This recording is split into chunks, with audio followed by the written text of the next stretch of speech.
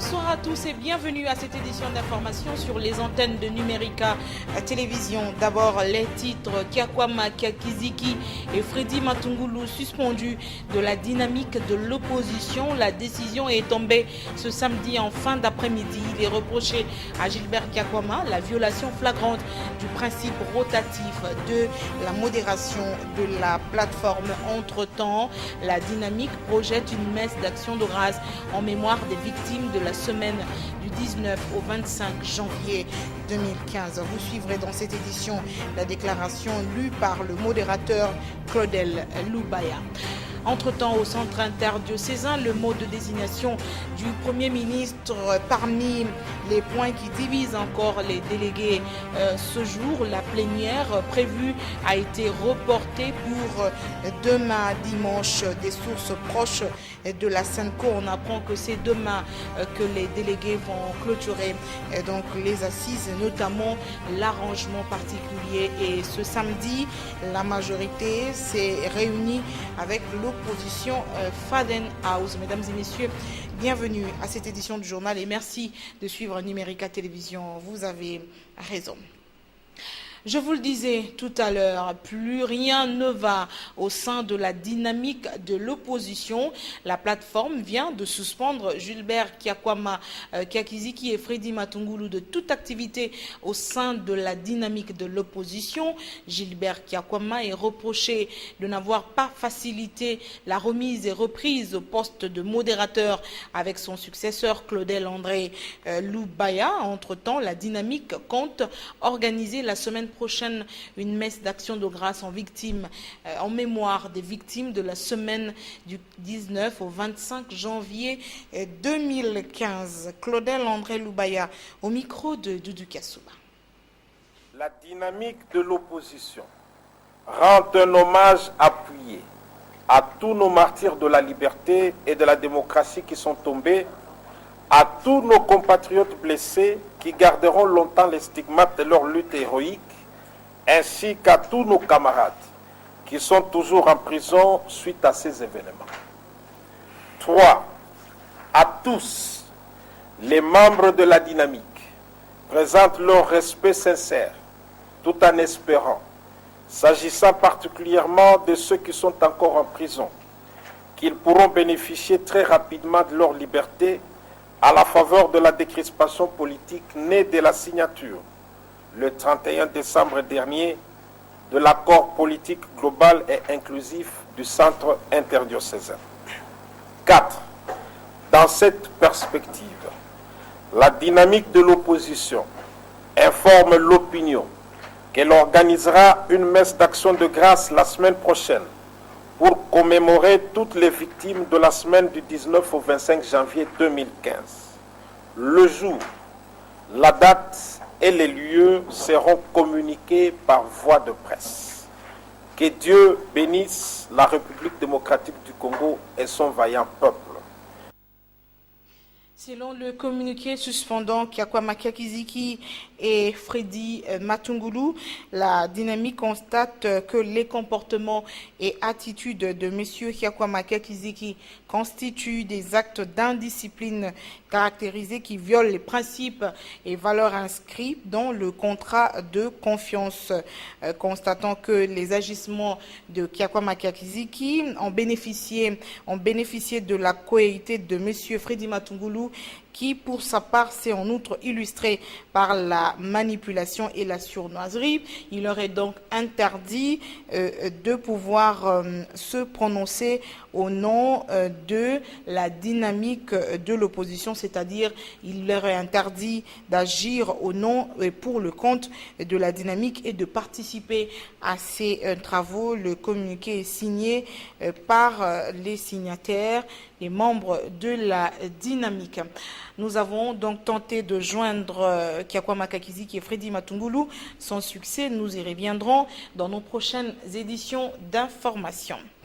Initialement prévue pour ce samedi, la plénière sur l'arrangement particulier au centre interdiocésain a été reportée pour ce dimanche. Selon l'abbé Donatien Cholet, les délégués à ces assises discutent encore sur le comité de suivi de l'accord. Entre-temps, les divergences persistent encore, notamment dans le mode de désignation du Premier ministre, mais aussi la répartition des postes ministériels. La proposition de la majorité présidentielle qui demande au Rassemblement de présenter 5 candidats Premier ministre divise les participants. Le Rassemblement manifeste un refus catégorique à la demande de la coalition au pouvoir.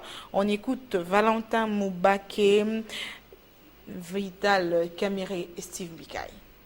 Un arrangement particulier ne peut pas déroger à un accord de base. Donc présenter n'est pas un mauvais verbe. C'est le mot qui convient. Le Premier ministre, on ne dit pas un Premier ministre, on ne dit pas des candidats. Le Premier ministre est présenté par le Rassemblement.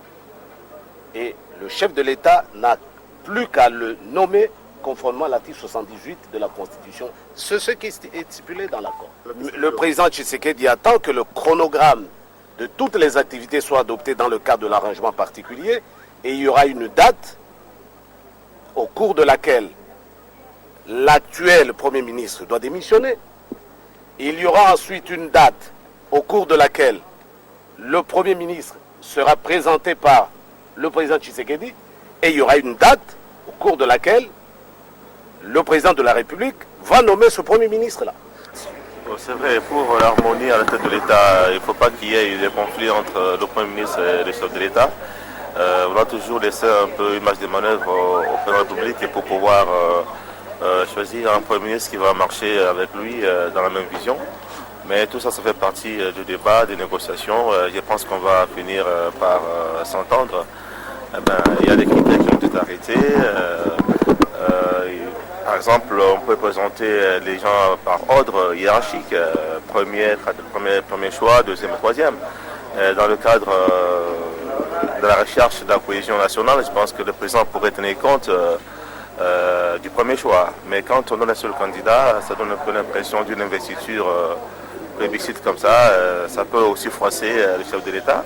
Je veux que nous tous, nous puissions avoir un comportement qui n'est pas conflictuel, un comportement qui encourage la cohésion, la concorde nationale, de part et d'autre. L'accord est clair. On dit que le Premier ministre est du Rassemblement. Il sera présenté par le Rassemblement. Vous savez que si nous mettons à discuter sur cette question, tout le monde a raison, tout le monde a tort. Puisqu'on n'a pas mis le Premier ministre au pluriel, on l'a mis au singulier. Mais ceci dit, le président de la République n'est pas aussi une caisse de résonance. Ce n'est pas une boîte d'enregistrement. Il y a des conditions qui sont fixées dans la Constitution que le président doit vérifier avant de nommer le candidat présenté par le Rassemblement pour voir si c'est conforme et à la Constitution et à la loi en la matière. Plusieurs fois reporté la fin des négociations politiques autour de l'arrangement particulier annexe à l'accord du 31 décembre 2016. Peine à connaître un aboutissement, les deux camps en présence n'entendent pas céder du terrain autour des deux enjeux majeurs, le mode de désignation du Premier ministre d'une part et la répartition des postes ministériels d'autre part. Mouine Moroupfel pour le commentaire. Au centre interdiocésain, les séances marathon se suivent et se ressemblent. Dans ce milieu clérical où se joue l'avenir proche de tout un pays, l'opinion se lasse progressivement à guetter vainement une fumée blanche devenue hypothétique, tant les exigences de la majorité présidentielle et leurs alliés butent sur l'intransigeance du Rassemblement. Primo, les signataires de l'accord conclu le 18 octobre disposent d'une peau de banane imparable. Le Rassemblement doit se résoudre à soumettre à la discrétion du chef de l'État une liste de 5 candidats de l'opposition à la primature. Refus catégorique des proches d'Étienne Tshisekedi qui ne l'entendent pas de cette oreille. L'opposition désigne son candidat, le président de la République entérine et l'on passe à autre chose. Segundo, le blocage autour de la répartition des postes gouvernementaux. La majorité a vite fait de déceler le piège tendu par le Rassemblement qui propose une parité avec le camp des tenants de l'accord du 18 octobre. Une option qui, si par impossible était retenue, verrait la participation du camp kabyliste au gouvernement réduite à 25% dans le meilleur des cas. Enfin, un autre courant mené par les faucons proches de la présidence juge carrément inopportun le remplacement de Sami Badibanga. Pour eux, l'homme est de l'UDPS et donc du rassemblement par certains aspects. Il était jusqu'à sa nomination président du groupe parlementaire de l'UDPS et alliés, première force de l'opposition à l'Assemblée nationale. Il est issu de l'espace kassaïen, donc du centre. Il réunirait ainsi à leurs yeux tous les critères qui rendraient inopérantes les conclusions du centre interdiocésain autour de la question. Une autre épine dans le pied du rassemblement, quel mécanisme enclencher pour obtenir le remplacement du rapporteur de la Commission électorale nationale indépendante, dans la mesure où celui-ci est désigné par le biais du groupe parlementaire de l'UDPS à l'Assemblée et dont les députés ne sont pas en odeur de sainteté auprès de Tshisekedi et ses phalanges de radicaux. Si la majorité compte sur la stratégie de l'usure du temps, l'opposition quant à elle brandit la menace de retour aux actions de rue en cas d'échec. Et le grand perdant serait alors l'épiscopat catholique qui non seulement ne sait plus à quel saint se vouer, mais aussi aurait appris à ses dépens à intérioriser la célèbre déclaration d'épité du Sénégalais Abdoulaye Wade il y a déjà plus de 2 décennies, à savoir « Le Congolais manque de culture politique ». Et direction l'est de la RDC, situation sécuritaire au Nord Kivu, le chef de la mission militaire, la maison militaire du chef de l'État qui séjourne depuis vendredi à Goma, invite les ex-rebelles M23 en exil en Ouganda à se rendre aux forces armées de la République démocratique du Congo. Le général Olenga a indiqué que l'armée congolaise ne peut accepter que la RDC soit de nouveau déstabilisée. Le chef de la maison militaire du chef de l'État a souligné qu'une délégation des militaires congolais s'est rendue en Ouganda pour rencontrer les ex-rebelles du M23 qui sont encore en Ouganda. Et puis, des nouvelles pas très bonnes en provenance de la province de Tanganyika, en croire le représentant spécial adjoint du secrétaire général de l'ONU. 550 personnes sont mortes depuis le mois de juillet 2016 dans cette partie du pays lors de sa visite à Manono. Davis Gressili a indiqué qu'il y a aussi eu pendant cette période plus de 50 viols et des centaines de blessés. La province du Tanganyika est en proie, vous le savez, à un conflit entre les Bantous et les Pygmées depuis 2013. Les Bantous de l'ethnie Luba revendiquent leurs droits humains et matériels sur les territoires de Kalemi, Nyuzu et de Manono. Dans un autre chapitre, 40 jours déjà, depuis que le député Charles Mwando Simba a quitté la Terre des Hommes. À cette occasion, une messe d'action de grâce a été dite en la paroisse Sacré-Cœur de la commune de La Gombe. Famille biologique, politique, mais également membres des partis politiques qui ont pris part. Reportage sur les images du Kasuba. 40 jours déjà depuis que le président national de l'UNADEF et député national Charles Mwando Simba a quitté la Terre des Hommes. La messe d'action de grâce dite en sa mémoire en la paroisse Sacré-Cœur a connu la participation de plusieurs personnalités. D'abord sa famille biologique, l'opposition, la majorité, mais également la société civile ou encore plusieurs militants du parti. Dans son homélie, l'officiant du jour a salué la mémoire de Charles Mwando Simba. Dans le cadre des témoignages, Pierre Lumbi n'a eu des mots que pour dire merci à son ami de plus de 30 ans. Son fils, le député Christian Mwando, a demandé la poursuite de l'œuvre du patriarche. Aujourd'hui, la famille clôture officiellement le deuil. Nous tournons la page du deuil. Nous devons maintenant relever le défi de faire prospérer ses œuvres et d'aller de l'avant avec ce qu'il a légué. Sur le plan politique, la bataille de la démocratie doit continuer et la bataille du développement. Sur le plan de la famille, l'unité de la famille doit demeurer. Sur le plan de notre pays, bâtir un État fort et solidaire. Après la messe, un verre de consolation a été servi au jardin du collège Boboto. En sport, vous le savez, la République démocratique du Congo et la Côte d'Ivoire se sont séparés hier sur le score de 2 buts partout. Et après le match, le sélectionneur national, Florent Ibenge, a reconnu quelques erreurs techniques et promet de faire mieux lors de la prochaine rencontre contre les éperviers du Togo où un nul suffit au Léopard pour valider leur ticket pour les quarts de finale de la Coupe d'Afrique des Nations. Suivez Florent Ibenge dans cet extrait sélectionné par Tapi Lutono. Il y avait un adversaire en face qui était de taille. On a joué comme il le fallait en première mi-temps, mais après, ensuite, on a reculé. Et c'est vrai que la sortie de Ikoko nous a un peu désorganisés parce qu'on a été obligé de mettre Mbemba à droite, délaisser un petit peu ce milieu de terrain, le temps de le réorganiser. Les autres étaient installés. Et quand vous jouez comme ça, vous savez que le mental, c'est ce qui commande tout.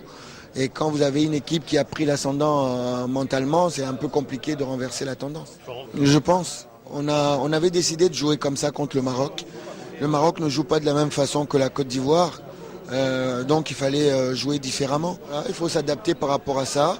Mais on n'est pas encore arrivé parce qu'avec un petit peu plus de maturité, ces matchs-là, on doit pouvoir les gagner pas plus facilement, mais un petit peu plus confortablement.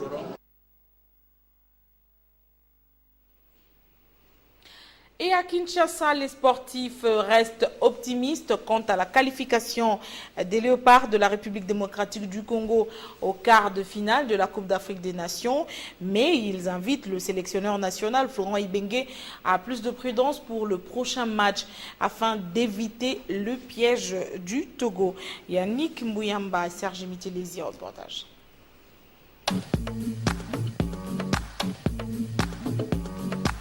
Malgré le match nul entre le Léopard de la RDC et les éléphants de la Côte d'Ivoire, les sportifs congolais restent optimistes quant aux chances de qualification des poulains de l'entraîneur Florent Ibenge au prochain tour.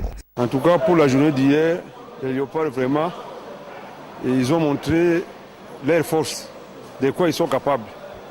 Malgré qu'il y avait un peu de lâcheté, mais quand même, ils ont bien joué. J'étais satisfait, même si on a encaissé, mais le jeu était quand même bon. Bon, ce que je dirais au coach, de motiver plus nos athlètes. Bon, pour nous, on est satisfait, premièrement, parce que l'équipe Autobéta, ils ont tenu du titre, la finale la saison passée. C'est pas la mingi. Mais on a rôle vraiment mouké, ça que les Congolais tout petit gagnent biloba.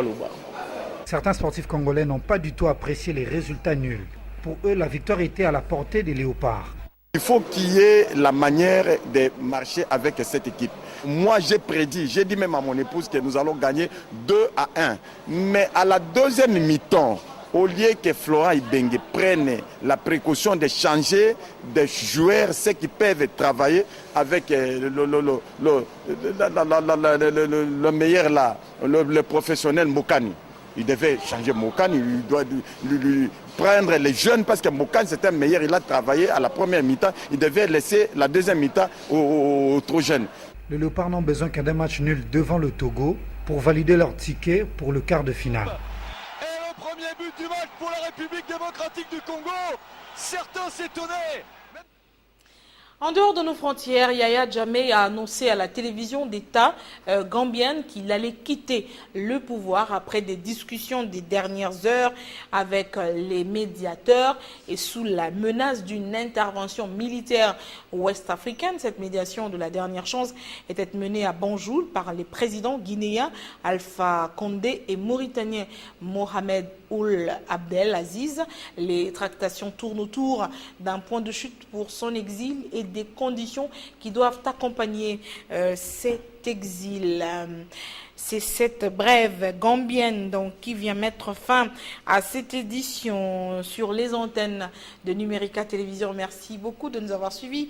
Je vous retrouve demain à 19h pour l'édition de la rétrospective avec un invité surprise. À demain.